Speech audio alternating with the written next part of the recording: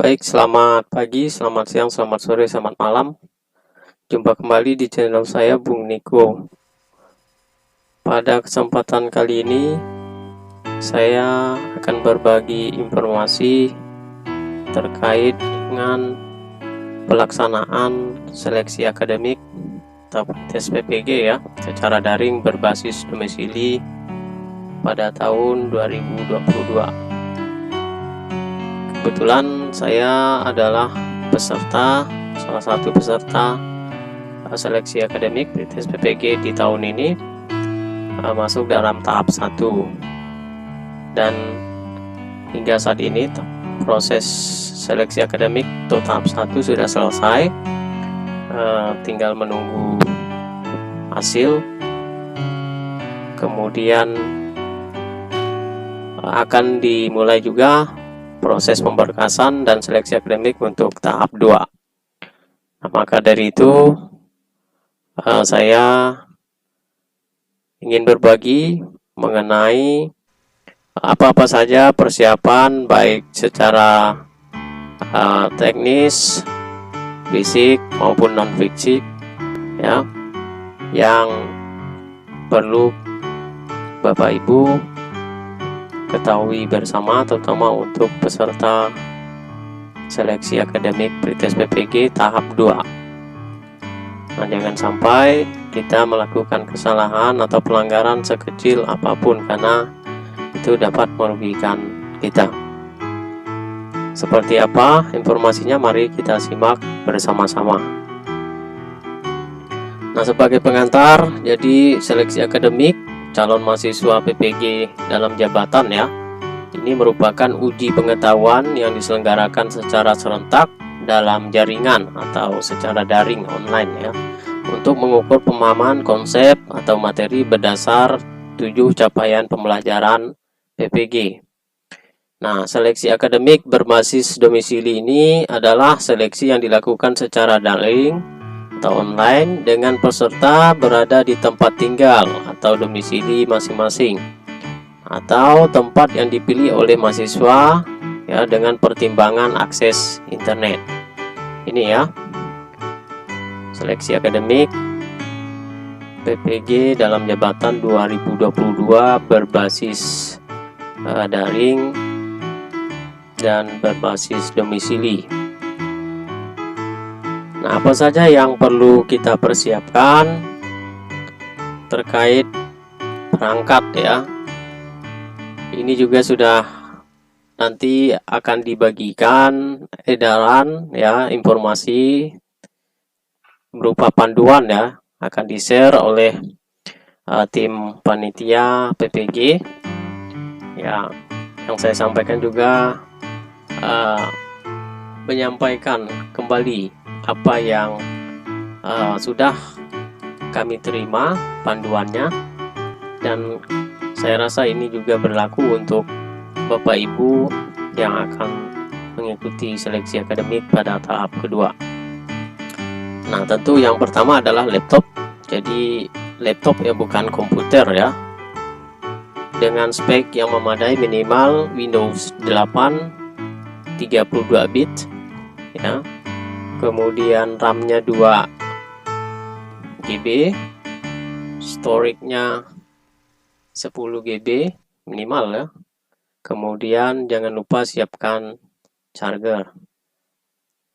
Lalu perangkat fisik yang kedua yaitu HP, terinstall aplikasi Zoom dan WA. Nanti akan dibuat grup ya, dan ditentukan pengawasnya.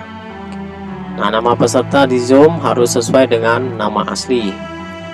Nah, koneksi internet stabil ya, dan kuota internet minimal 10 GB juga kita persiapkan untuk antisipasi seandainya pada saat kita menggunakan WiFi tiba-tiba mati lampu atau kuotanya habis. Nah, kita bisa backup menggunakan kuota internet pribadi. Kemudian jangan lupa siapkan tripod untuk HP untuk mendukung sarana Zoom. Berikut, nah, administratif ya. kita siapkan juga kartu identitas. Kalau kami kemarin menggunakan KTP. Kemudian kita juga siapkan mencetak kartu atau formulir peserta ya dari SIM PKB, nanti akan diinfokan. Kita cek terus secara berkala SIM PKB nya, karena akan ada info-info terbaru terkait pelaksanaan seleksi PPG ini. Kemudian kita juga nanti akan diminta untuk mencetak fakta integritas, itu nanti akan di-share juga melalui laman resmi PPG, atau juga nanti akan di-share oleh pengawas, atau mungkin juga dapat dari rekan-rekan kita yang lain ya. Nanti pasti banyak teman-teman yang akan meng-share di grup WA. Nah, menjadi pada saat kita mencetak kartu, di situ sudah ada link untuk bergabung dengan WA dan pengawasnya juga ada. Nah, itu biasanya 2 hari ya sebelum pelaksanaan ujian. Kemudian nanti kita juga diminta untuk swafoto, memegang kartu atau formulir peserta.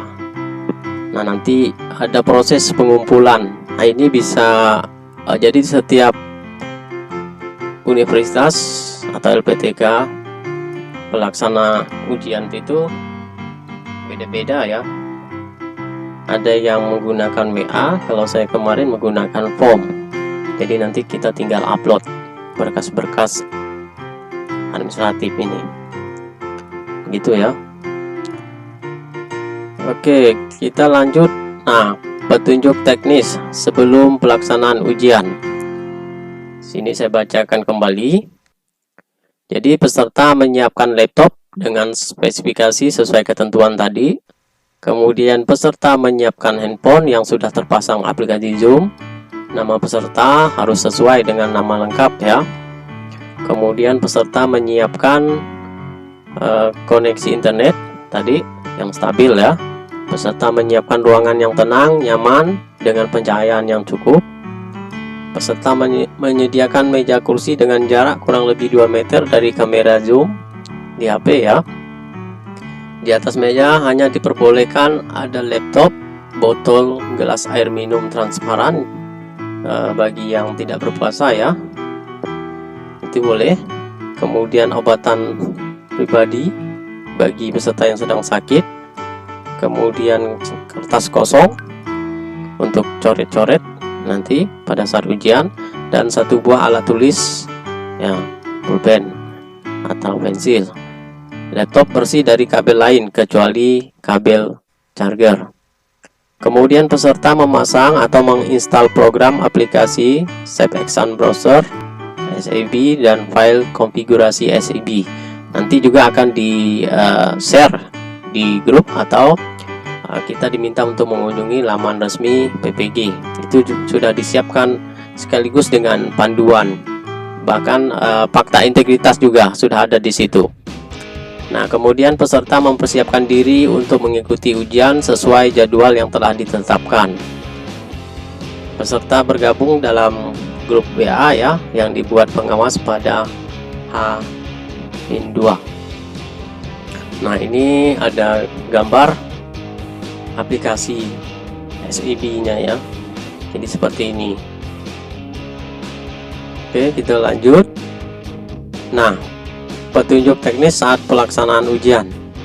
Peserta mengikuti dan menaati instruksi arahan pengawas dalam proses verifikasi ya, dan selama pelaksanaan ujian. Proses verifikasi dan kepengawasan dilakukan dengan menggunakan Zoom. Peserta menyetujui fakta integritas. Nanti sebelum memulai ujian, setelah kita mengisi nomor ujian dan nomor validasi, kita diminta untuk menyetujui, mencentang ya fakta integritas. Peserta mengerjakan ujian secara mandiri dan tidak dibantu oleh orang atau alat lain. Selama mengerjakan ujian, peserta menghadap ke layar monitor dengan menampakkan 100% wajah pada laptop. Berikut, selama pelaksanaan ujian, peserta harus selalu berada di tempat duduk yang terpantau oleh kamera Zoom pada handphone. Kemudian, peserta mengikuti tata tertib yang ditetapkan oleh panitia selama proses ujian. Itu tadi setelah ya, pada saat berlangsungnya. Dan ini setelah pelaksanaan ujian, peserta menunjukkan kepada pengawas terkait coretan-coretan yang ditulis di kertas kosong tadi saat mengerjakan soal seleksi, dan selanjutnya merobek coretan-coretan tersebut di hadapan pengawas. Kemudian peserta mengakhiri seleksi sesuai arahan pengawas. Nah, kalau tidak ada coretan seperti kami kemarin, kebetulan saya jurusan PKN, bukan jurusan ilmu eksak, itu kosong. Tapi kita tunjukkan ya, tetap kita tunjukkan. Oke. Nah, ini tata tertib peserta wajib kita ketahui bersama. Jadi kita harus sudah memasang program atau aplikasi SAB tadi. Ya. Peserta yang belum memasang akan dibatalkan ujiannya pada sesi tersebut.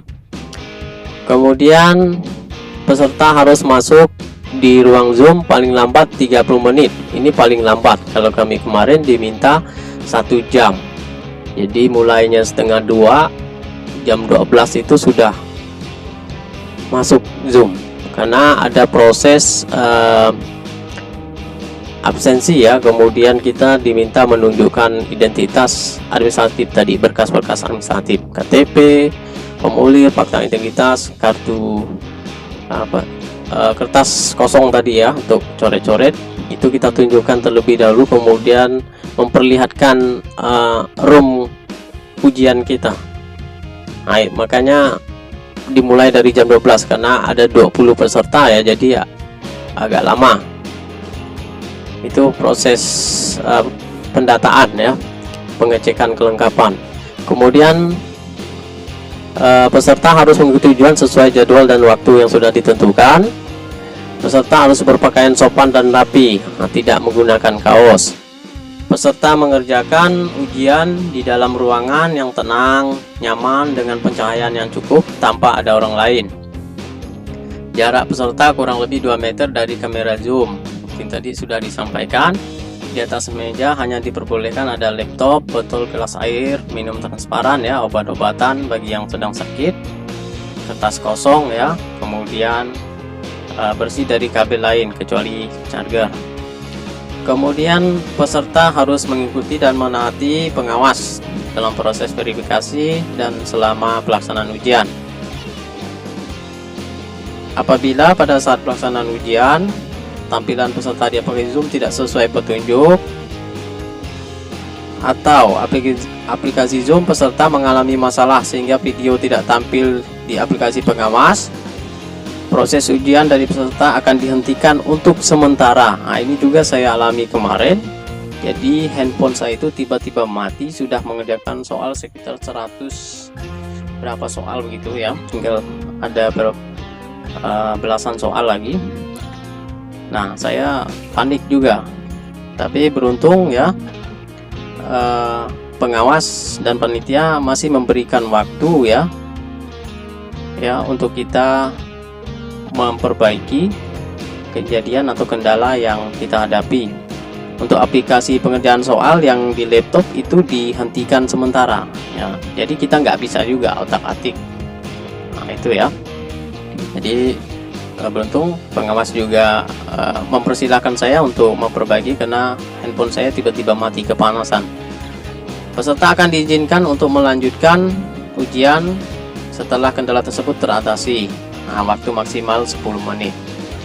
Apabila peserta tetap tidak bisa menampilkan videonya, maka ujian dihentikan dan peserta dinyatakan tidak lulus apabila lewat ya dari 10 menit. Oke, itu tata tertib masih. Peserta harus mengerjakan ujian secara mandiri, tidak dibantu oleh orang lain. Selama mengerjakan ujian, peserta menghadap ke layar monitor dengan menampakkan 100% wajah pada laptop. HP yang digunakan untuk Zoom disetting posisi hening. Nah, untuk panggilan telepon dan unmute untuk Zoom. Peserta dilarang mendokumentasikan, menyebarluaskan soal seleksi berbasis domisili dalam bentuk apapun. peserta dilarang melakukan kegiatan lain yang tidak berhubungan dengan pelaksanaan uji daring berbasis domisili. Peserta dilarang meninggalkan tempat duduk yang terpantau oleh kamera HP. Peserta dilarang pergi ke toilet selama ujian berlangsung. Silakan kita lakukan sebelum dan atau setelah ujian. Kemudian peserta dilarang makan atau merokok ya pada saat mengerjakan ujian. Peserta diperbolehkan minum air putih dari botol transparan atau minum obat pada saat mengerjakan ujian. Silahkan siapkan terlebih dahulu ya. Panitia atau pengawas berhak menghentikan pelaksanaan uji yang sedang berjalan untuk peserta jika ada peserta yang melakukan tindakan kecurangan atau melanggar ketetapan dan peraturan yang dibuat oleh panitia. Nah, ini adalah pelanggaran dan sanksi ya. Jenis-jenis pelanggaran itu ada yang ringan, sedang, berat, dan sangat berat. Nah, kita lihat pelanggaran ringan, lupa mematikan suara HP, berpakaian tidak sopan. Nah, kita diberi teguran gitu ya, diperingatkan oleh pengawas. Kemudian yang sedang, peserta terlambat ya. Pelanggaran sedang, peserta terlambat masuk room Zoom, peserta tidak memasang aplikasi ujian, peserta keluar room sebelum ujian selesai ya. Kemudian peserta dibatalkan pada sesi tersebut ya, sanksinya dinyatakan tidak lulus. Nah, yang sedang ini sudah mulai ya, sanksinya sudah cukup berat ya, dibatalkan pada sesi tersebut dan dinyatakan tidak lulus. Nah, kemudian pelanggaran berat. Nah, peserta menyimpan dan atau menyebarluaskan sebagian seluruh soal. Nah, sanksinya peserta dinyatakan tidak lulus dan didiskualifikasi serta dapat diproses hukum. Nah, jadi kemarin kita juga banyak di-share info dari panitia bahwa ada kejadian peserta di tahap 1 ya, sesi awal itu mungkin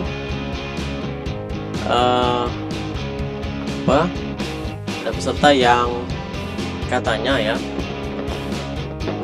menyebarluaskan sebagian atau beberapa soal pretest, dan itu sudah diberi sanksi, jadi dinyatakan tidak lulus dan didiskualifikasi ya.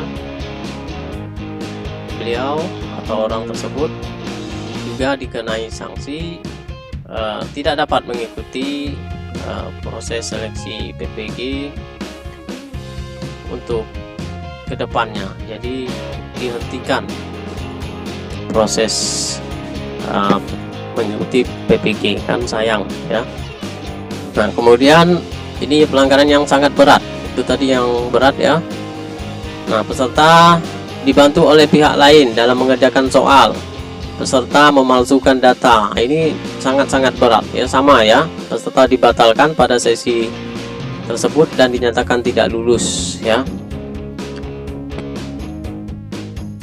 Oke, ini pelanggaran dan sanksi.